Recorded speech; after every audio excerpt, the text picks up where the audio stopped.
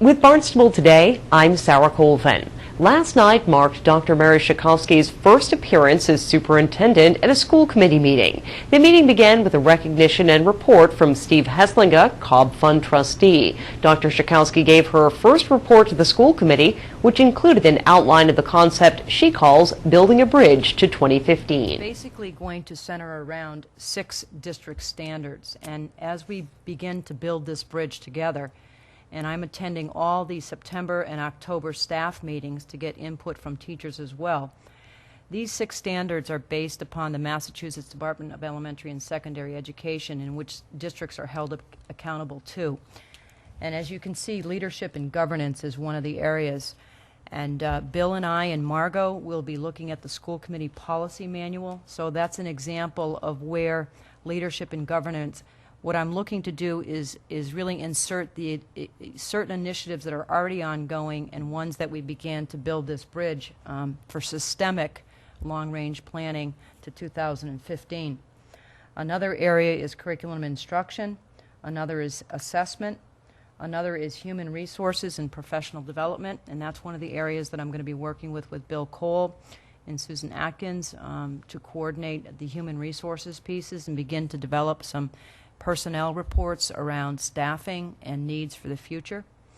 There's an area called student support, and we have many supports taking place in the district around 504, district curriculum accommodation plans, after school programs, tutoring. Those are the kinds of initiatives that would go in there. And then the 6th standard is the financial and asset management, and I'll be working closely with Gareth. He's already provided me. We've met a couple of different times to provide me with information around budgeting and how that process occurs. So that will be in ongoing conversations. So this plan is going to really be built around these 6 standards. Now, in addition to that, schools are being held accountable based on what we call essential conditions for school effectiveness. And within, you can see each of these 6 standards, there are very specific indicators that the department will hold school districts accountable to and for. And so one of them under the leadership and governance is effective district and school leadership. Are our staff, is all of our administrators, are they certified? If they've been trained in evaluation? Do we have effective district systems for school support and intervention? In the area of curriculum, do we have a curriculum that's aligned, consistently delivered and continuously monitored? I know Marie McKay has done a tremendous amount of work around curriculum and preparing these K-8 curriculum guides along with Dr. Grenier. So that's an ongoing piece of work. Strong instructional leadership and effective instruction. What are the kinds of assessments that we're using? Part of the new teacher and administrator evaluation instrument requires districts to use multiple measures of assessment. So we'll begin to asking teachers, what are the kinds of assessment that we are using to measure student growth over a period of time?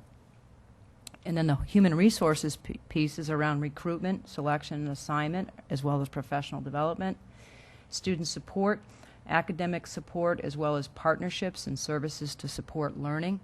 I had an opportunity to meet with the Hyannis Youth Task Force this afternoon to talk about what are some of the supports that we can provide for those students that are underserved and underprivileged around tutoring, around extra help. And then last is the financial and asset management. And are we allocating resources based on our needs? And how are we demonstrating that through our programs? So those are basically the conditions that we will be held accountable to. Now, when you look at a district plan, I look at our mission statement, our vision, our core values. Inclusive of that are the 11 essential conditions for school effectiveness. And then as we begin to build this plan, what are the strategies that we're going to employ to implement these conditions in our schools? Who's going to be responsible?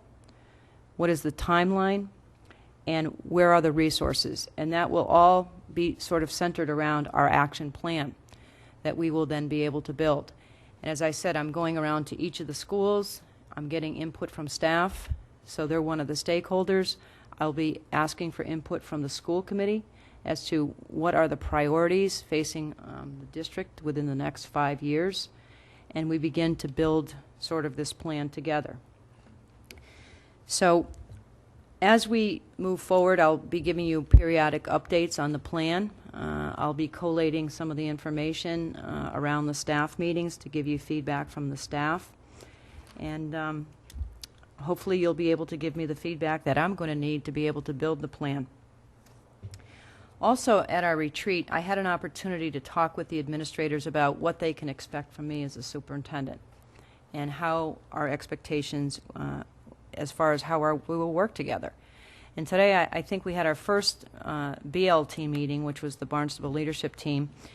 And as a part of every leadership team meeting, there will be an opportunity for, and principals, directors have already signed up for this activity.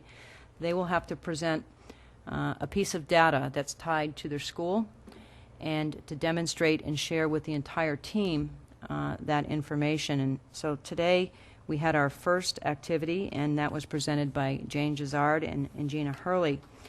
And it looked at our out-of-district placements and our special education referrals, and looking at that over a period of time. Also looking at funding has been allocated for what's called a positive behavior intervention support program, in which we develop common language in our schools around behavior management. And so we're beginning to look at the data around referrals, and the money expended, has it made a difference?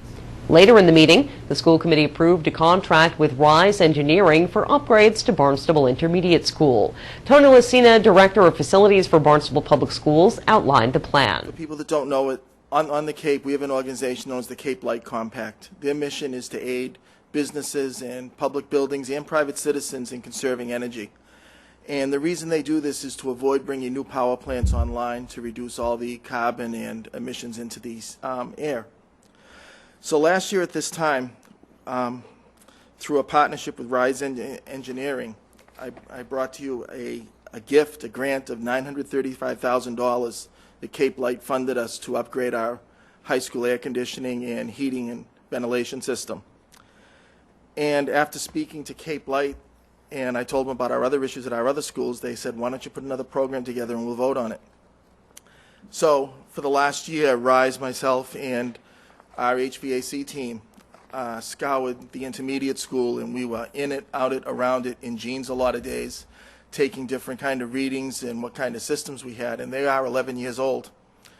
So with all that being said, to really cut to the chase, we put in a request for a project which would save us 222,683 kilowatts of electricity a year, or $40,082 off the bottom line of our electric bill, and 15,600 therms of gas, or $18,482 off of our gas bill, by adding all new controls, variable speed drives, electronic temperature sensors, and upgrades to the rooftop units, which equates to $58,565 savings.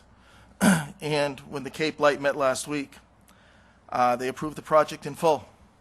So all that's stopping us from doing this is, Mr. Chairman, your signature on the contract. So for the public, what this means is that the Cape Light Compact is agreed to effectively a grant of over $500,000 for the Barnstable schools. This is on top of a very successful project that was completed by Tony Lucina and the engineering team. That was $900,000? $935,000. Yeah, so keep up the good work. The school committee will next meet October 11th at 7 p.m. in the Town Hall hearing room. I'm Sarah Colvin with Barnstable Today.